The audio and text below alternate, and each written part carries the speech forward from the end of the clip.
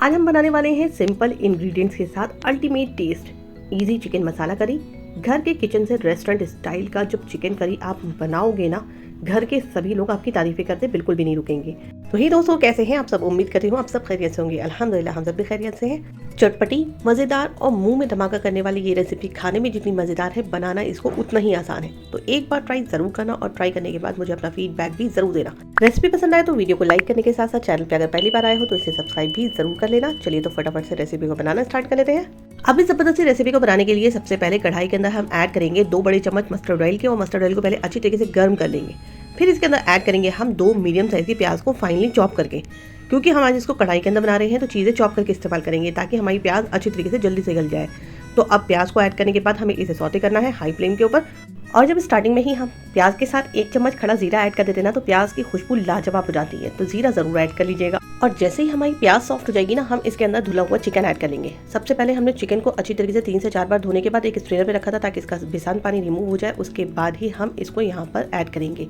इससे क्या होता है कि जो हमारी चिकन की रॉ स्मेल होती है ना, वो जल्दी रिमूव होती है। चिकन मैंने यहाँ पर 500 ग्राम के करीब इस्तेमाल करा है। और चिकन को अब ऐड करने के बाद हमें हाई फ्लेम पे इसे कुक करना है ताकि इसके अंदर से जितनी भी रॉ स्मेल है ना, वो सारी की सारी और भी ज़्यादा रिमूव हो जाए। जितना पानी आपके चिकन में रहेगा उतना ही ज़्यादा आपकी चिकन के अंदर बिसान रहेगी। इस चीज़ का ख्याल रखना है। अब स्टार्टिंग में ही हम इसके अंदर नमक ऐड कर देंगे। 1 चम्मच मैंने यहाँ पर नमक ऐड करा है। आप अपने टेस्ट के अकॉर्डिंग कम या ज़्यादा नमक को कर सकते हो। अब चिकन को प्याज के साथ तकरीबन 5 से 7 मिनट तक अच्छी तरीके से हाई फ्लेम पे कुक करना है। इससे क्या होगा कि हमारी प्याज भी अच्छी तरीके से फ्राई हो जाएगी और चिकन के ऊपर भी हल्के से गोल्डन से स्पॉट्स आने शुरू हो जाएंगे।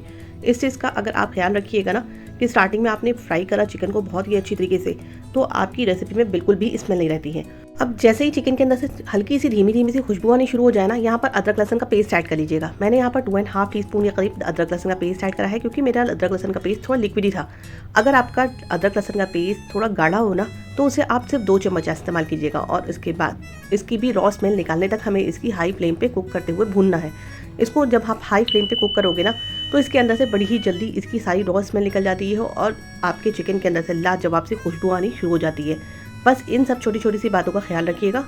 तो आप यकीन जानिए, आप खुद ही नोटिस कीजिएगा कि आपकी चिकन की रेसिपी इतनी लाजवाब बनती है कि सब लोग आपकी तारीफें करते नहीं रुकेंगे और उंगलियां चाट के आपकी रेसिपी को खूब शौक से खाएंगे।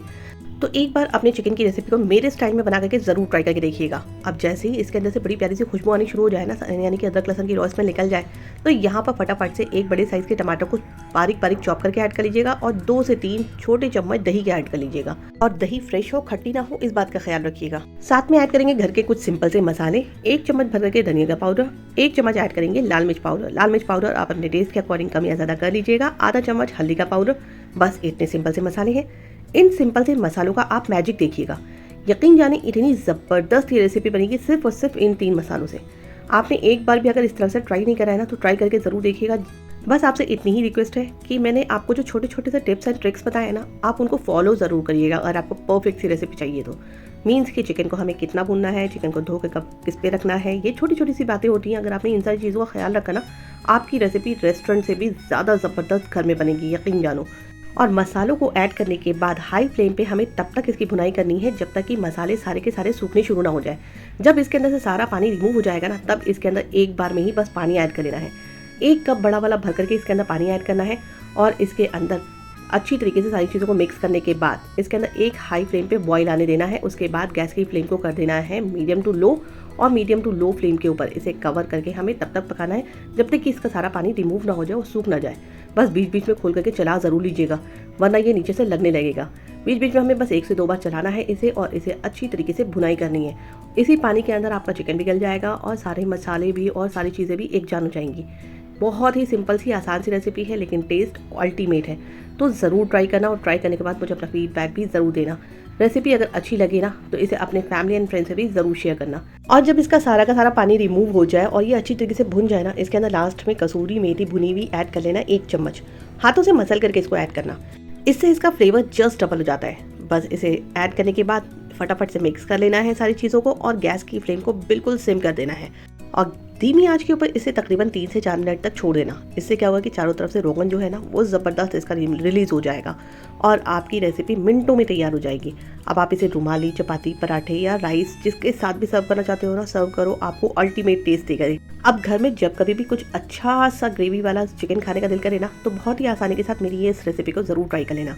तो चले भाई, हमारी चिकन की रेसिपी तो बिल्कुल ज़बरदस्त सी तैयार हो गई है। हम चलिए इसे अपने घर वालों के साथ एंजॉय करें। आप जब भी बनाना मुझे अपना फीडबैक ज़रूर दे देना कि आपकी रेसिपी कैसी बनी, और आप जाते जाते मुझे ये भी ज़रूर बताते जाना कि आप मेरी रेसिपी को किस शहर से और किस कंट्री से देखते हो। मुझे बड़ी खुशी होती है ये जान करके। लास्ट में इसके ऊपर ढेर सारा हरा धनिया और स्लेट करी हुई हरी मिर्ची ऐड करना बिल्कुल भी मत भूलना।